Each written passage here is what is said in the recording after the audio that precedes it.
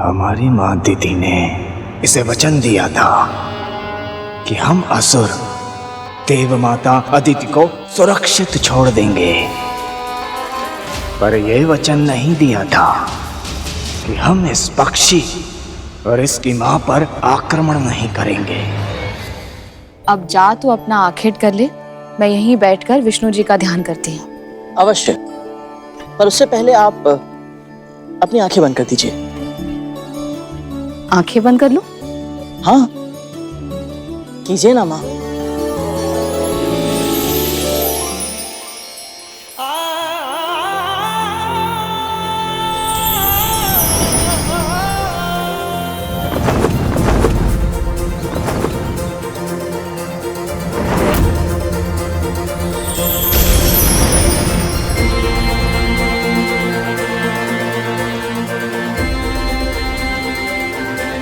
माँ,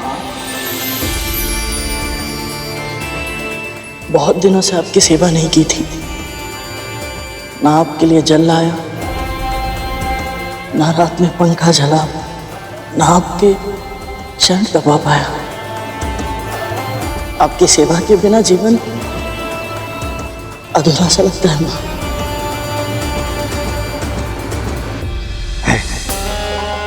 एक बार संतान बड़ी हो जाए, समर्थ हो जाए, फिर तो वो अपने माता पिता का मुख भी नहीं देखती। और एक ये मूर्ख है, स्वयं को अपनी माता की सेवा में न्योछावर कर रखा है इसने। तभी तो हमारे साथ युद्ध में हर समय माँ माँ की रट लगा रखी थी इसने। अब आज्ञा दीजिए।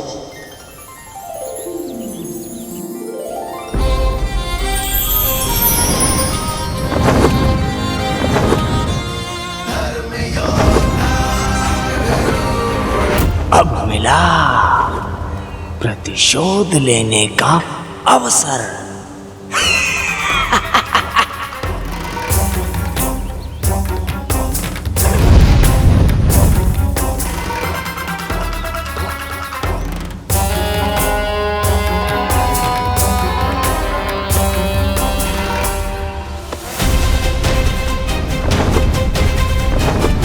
यहाँ तो आहार के लिए कोई भी जीव नहीं दिख रहा। माँ मेरी प्रतीक्षा कर रही होंगी।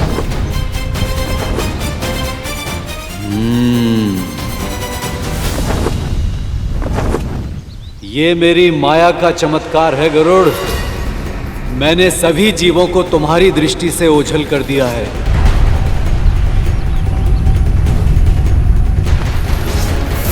आज तू किसी भी जीव का भोजन नहीं कर सकता है, बल्कि तू स्वयं बनेगा किसी का भोजन।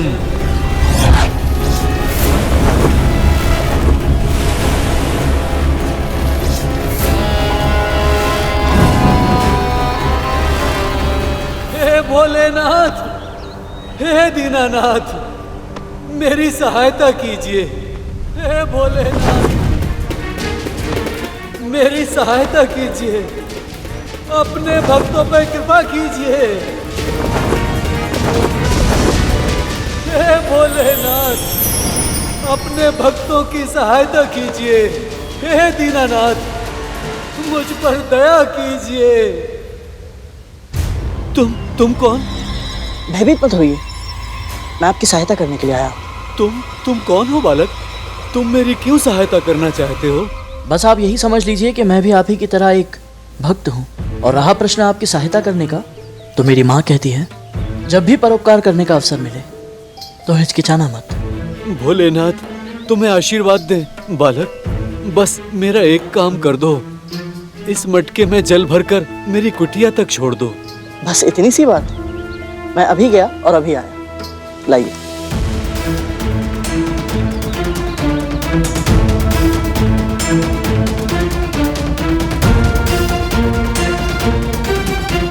अंततः गरुड़ फंस ही गया मेरे जाल में। ये स्वयं ही मृत्यु की ओर बढ़ रहा है।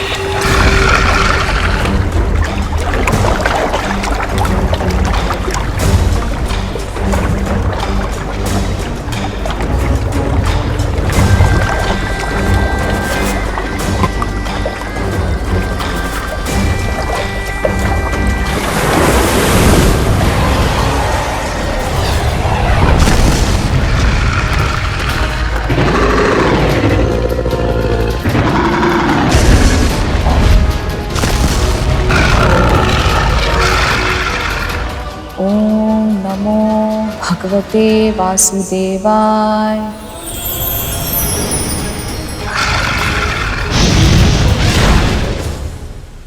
ये संघर्ष तेरी मृत्यु की आहट है गरुड़। ओम नमो भगवते वासुदेव। गरुड़, अब तक तो उसे लौट आना चाहिए था। वो ठीक तो है?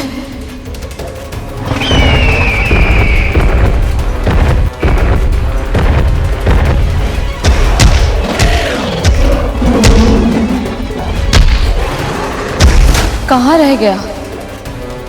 मैं उसकी प्रतीक्षा में यूं बैठी नहीं रह सकती। मुझे अपनी मन की आंखों से ढूंढना होगा उसे।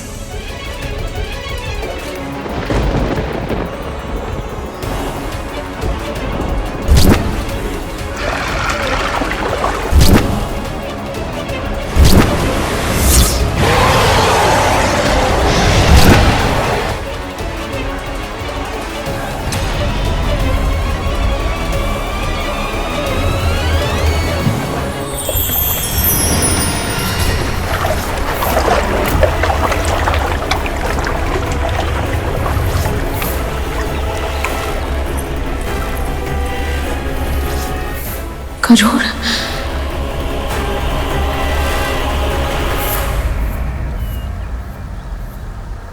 माँ, आप यहाँ? गरुड़, तू ठीक है ना? तुझे कुछ हुआ तो नहीं है? माँ, मैं ठीक हूँ। मैं बस अभी आया। गरुड़, तू उसका पीछा क्यों कर रहा है? तू भूमि और आकाश का वासी है, जबकि वो मकर जलचर है। जल में उसकी शक्ति और अधिक बढ़ जाती है। माँ, आप सत्य कह रही हैं, पर आप ही ने मुझे सिखाया था कि जब भी भूख लगे तो प्रयास करना किसी दुष्ट प्राणी को ही मारा जाए, ताकि अन्य सभी निर्दोष प्राणियों की रक्षा हो सके और प्रकृति का संतुलन भी बना रहे। माँ, यदि आज इस मकर को मैंने छोड़ दिया तो भविष्य में इसके जैसे अनेक दुष्ट यहाँ आकर उत्पात मचाएंगे और सामान्य जन का जल पीना भी असंभव हो जाएगा। माँ, मुझे जाने दीजिए।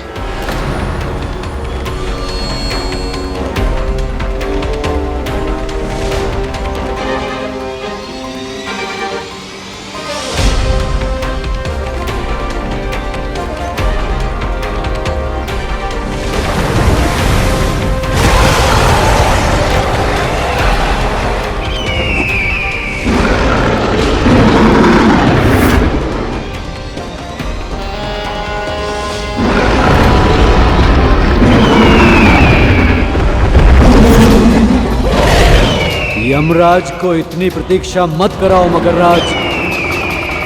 शीघ्र ही शिकार करो इस पक्षी का। मेरे पुत्र की रक्षा कीजिए प्रभु। ओम विष्णवे नमः।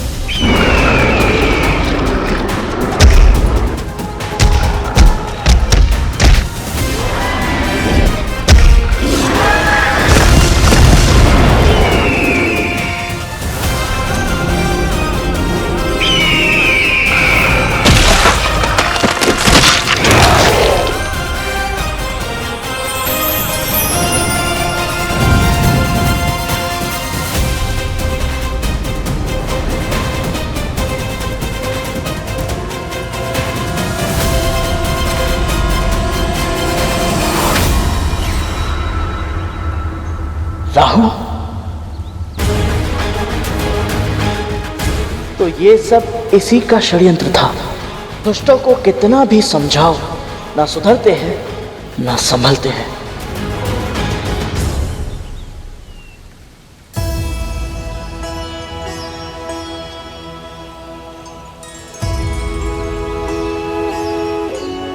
अब शांत हुई तेरी भूख?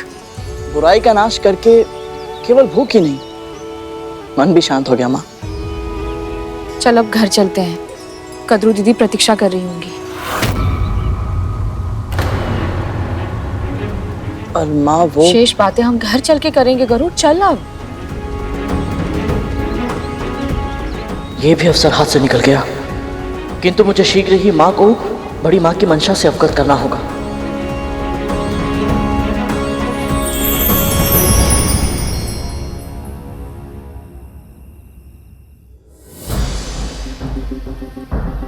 कहाँ रह गए ये दोनों?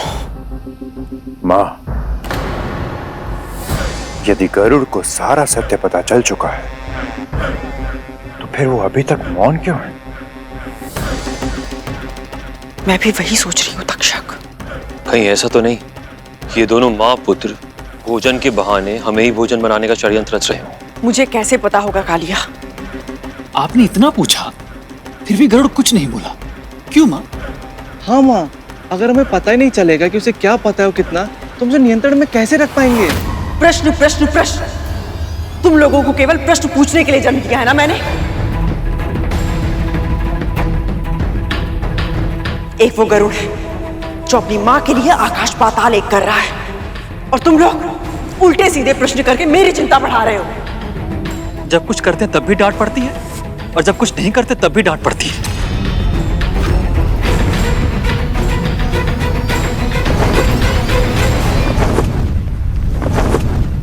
माँ, वो आ गए।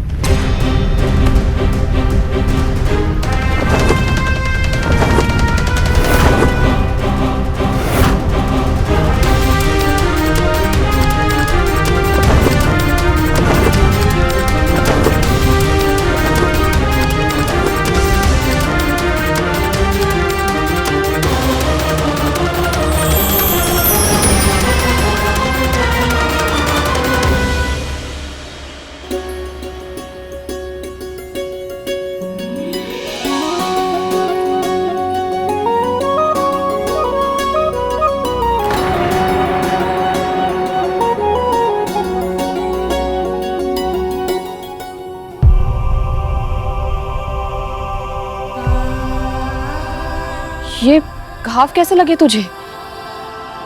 कुछ नहीं माँ, वो आखेट करते समय थोड़े बहुत घाव तो लग ही जाते हैं। मुझसे छुपाएगा? किसी मकर में इतना सामर्थ्य नहीं है कि तुझे घाव दे पाए। ये घाव तो मैंने तुझे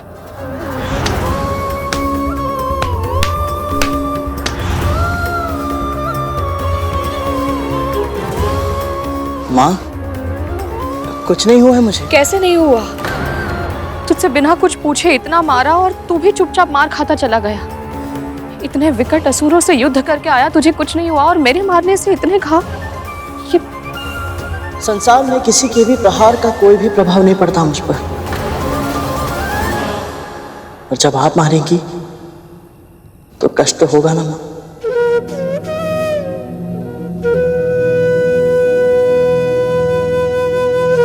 तू चल भीतर चल, मैं औषधि का लेप लगा देती हूँ। आजा चल। यदि विंता को पता होता कि उसका पुत्र केवल असुरों से युद्ध करने नहीं बल्कि उसके अतीत का सत्य जानने गया है, तो उसका व्यवहार इतना सामान्य नहीं होता। इसका अर्थ है गरुड़ ने अपनी यात्रा के विषय में अपनी मां को कुछ नहीं बताया।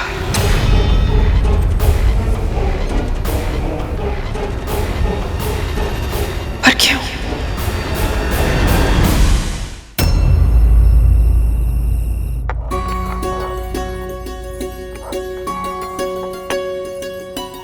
माँ, मुझे दीजिए, मैं पीसता औषधि। लाइए। नहीं, चोट भी खाएगा और औषधि भी स्वयं बनाएगा तो माँ क्या करेगी? पर माँ, गरुड़, जैसे तुझे मेरी सेवा करके आनंद मिलता है वैसे ही मुझे भी तेरे लिए कुछ करके प्रसन्नता मिलती है। तू अपनी माँ को प्रसन्न नहीं देखना चाहता? जा वहां जाकर बैठ जा।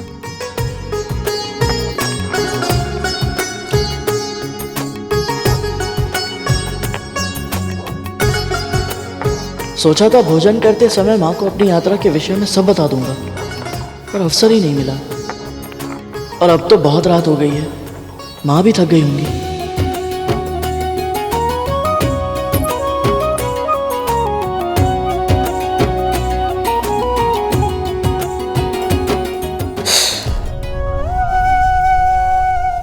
औषधि लगा रही हूँ तो जलन हो रही है। जब मार रही थी तब तो आ तक नहीं की। उस समय तो मेरा पूरा ध्यान आपके दुख पर था ना माँ। तो अब भी अपना ध्यान कहीं और केंद्रित कर ले। चल बता, तुझे कैसे पता चला कि अदिति माँ कहाँ तपस्या कर रही हैं और उन्हें तेरी सहायता की आवश्यकता है? वो तो मुझे प्रभु श्री विष्णु के संकेत से पता चला था। प्रभु श्री विष्णु के संकेत से? यही उचित अवसर है माँ को सब सत्य बताने का।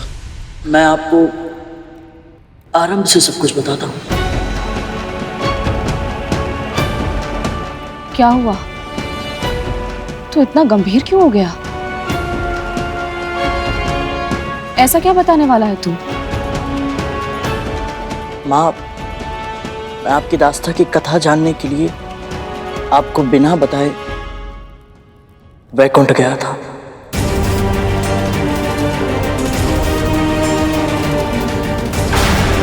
वैकुंठ? पर वहां कोई भी प्राणी इस देह के साथ नहीं जा सकता। यदि माँ का आशीर्वाद साथ हो तो असंभव भी संभव है। माँ, स्मरण है आपने मुझे 7 उर्दू लोगों के बारे में बताया था। मैं एक एक करके सबके पार गया।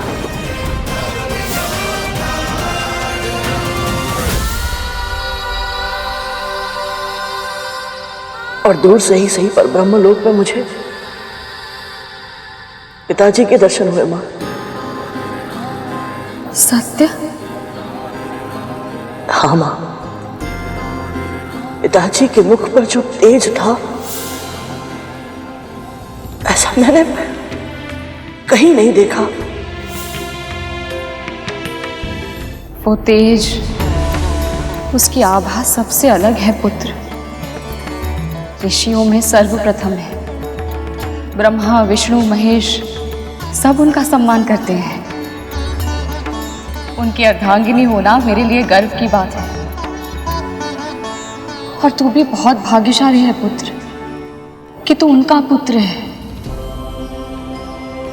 सत्य कहा माँ आपने। मैं सचमुच बहुत भाग्यशाली हूं। पता है माँ, पिताजी को देखकर जब मैं मंत्रमुग्ध हो गया था तो उन्होंने मुझसे क्या कहा? पुत्र गरुड़, एक बार किसी कार्य को करने का निश्चय कर लो तो फिर मन को भटकने नहीं देना चाहिए। जाओ और अपने लक्ष्य को पूरा करो। इसका अर्थ है स्वामी ने गरुड़ की इस सत्य जानने के लिए की गई यात्रा का समर्थन किया। तेरे पिता सांसारिक विषयों में आसक्त नहीं होते, उनसे उदासीन रहते हैं, पर फिर भी तुझे यात्रा के लिए आशीर्वाद दिया। ये बहुत बड़ा सौभाग्य है। माँ, पिताजी के वचनों से उत्साहित होकर मैं और ऊपर उड़ा। फिर जब मैं वैकुंठ पहुंचा तो एक भयंकर काले नाग ने मेरा मार्ग रोक लिया।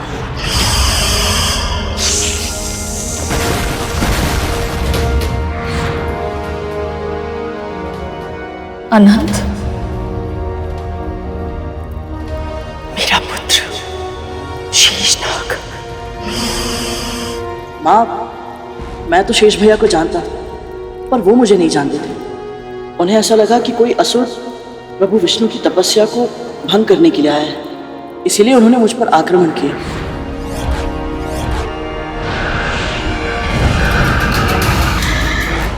पर फिर एक बार आपने मेरी रक्षा की। क्या संबंध है तुम्हारा विंता माँ से? ब्रह्मपुत्र कश्यप और दक्ष प्रजापति की पुत्री माँ विंता का पुत्र हूं मैं, गरुड़।